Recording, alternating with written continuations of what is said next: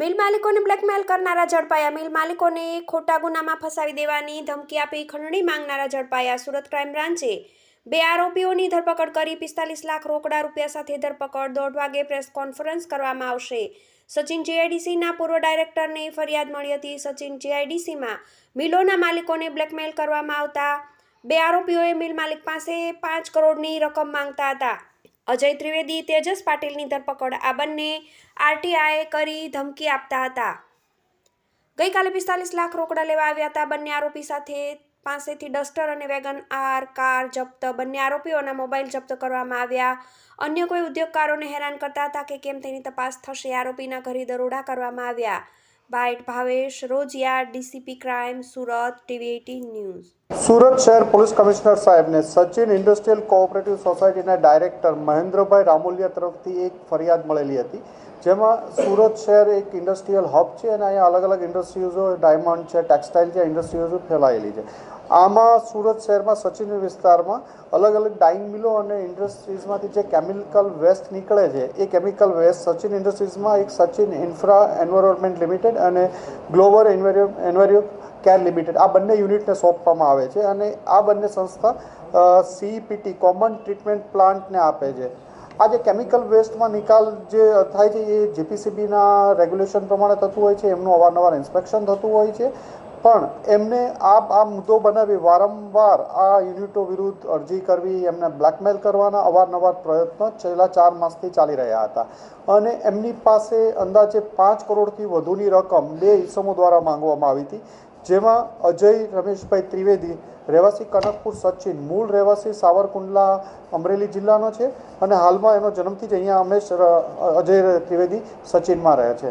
એની સાથે તેજસ ભરતભાઈ પાટીલ કે જે વેસુ વિસ્તારમાં રહે છે. આ બંને છેલ્લા 4 માસથી 5 કરોડથી વધુની રકમ માંગી રહ્યા હતા અને છેલ્લે એમને આ JPCB છે, CPCB છે, NGT છે, આ અલગ અલગ જગ્યાએ પરેશાન ન કરવા અને ખોટી રીતે હેરાન ન કરવા માટે અને ધમકાવતા હતા કે કોઈ પણ ત્યાં ઇન્ડસ્ટ્રીઝમાં ડેથ થશે તો એમાં તમારું નામ એડ કરાવી દેશું કે આ કેમિકલ વેસ્ટ નીકળવાના કારણે થયું છે, એવી ધમકી આપી 5 કરોડથી વધુની રકમ માંગી હતી અને દર વર્ષે 10 થી 12 લાખ રૂપિયા રેગ્યુલર દર વર્ષના આપવા માટેની ડિમાન્ડ આ લોકો કરી રહ્યા હતા.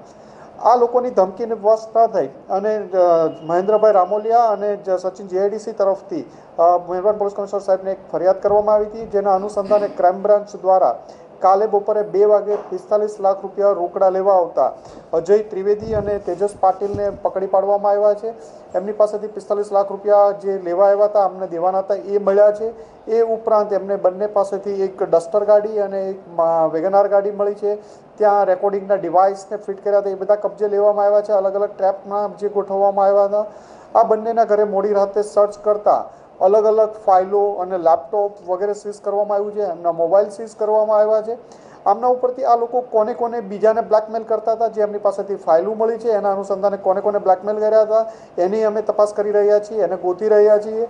આ ઇસમો કોઈ પણ બીજા કોઈને, આ બંને ઇસમોએ કોઈ બીજાની પાસે બ્લેકમેલ કે કંઈ કરેલા હોય, કોઈના ધ્યાનમાં હોય તો પોલીસનો સંપર્ક કરી શકે છે અને આવા અન્ય કોઈ પણ ઇસમો જો તમને બ્લેકમેલ કરવાનો કે કોઈ ઇન્ડસ્ટ્રીઝને નુકસાન કરવાનો પ્રયત્ન કરતા હોય તો પોલીસનો સંપર્ક કરશે તો કાયદેસરની કાર્યવાહી કરવામાં આવશે. સાહેબ, બંને આરોપી કયા પ્રકારની માનસિકતા ધરાવનાર વ્યક્તિઓ છે અને કઈ રીતે આ કોઈ કેસના ઉઠાયેલ કામ કરતા હતા? અજય ત્રિવેદી એક લીપા કે છે, લીડ ઇન્ડિયા પબ્લિક એસોસિએશનનું આઈ કાર્ડ ધરાવે છે અને અજય ત્રિવેદી છે એ આરટીઆઈ એક્ટિવિસ્ટના નામે પોતાને ઓળખાવે છે. PIL અલગ લોકો વિરુદ્ધ કરે છે અને કોઈ પ્રેસમાં અજય ત્રિવેદી પ્રેસમાં નથી, પણ એ આરટીઆઈ એક્ટિવિસ્ટના નામે લોકો પાસેથી આ બ્લેકમેલિંગનો આમાં પ્રયત્ન કર્યો હતો. ભૂતકાળમાં કોઈ ઉદ્યોગકારો પાસે એમણે રૂપિયા પડ્યા છે? એમને બંનેની ધરપકડ કરવામાં આવી છે. એમના ઘરે સર્ચ કરવામાં આવ્યું છે. એમને ત્યાંથી ઘણી બધી ફાઇલો, લેપટોપ, મોબાઈલ વગેરે સીઝ કરવામાં આવ્યા છે અને આવા આ લોકોએ કોઈ બીજા લોકોને ભોગ બન્યા હશે તો એમની ફરિયાદ લેવામાં આવશે અને જો કોઈનો ભોગ બનનાર હોય તો એ પોલીસનો સંપર્ક કરી શકે છે. આ ઇસમો અને આવા કોઈ પણ ઇસમો જો કોઈ એમને બ્લેકમેલ કરવાનો પ્રયત્ન કરતા હશે તો એમની વિરુદ્ધ કાયદેસર કાર્યવાહી કરવામાં આવશે.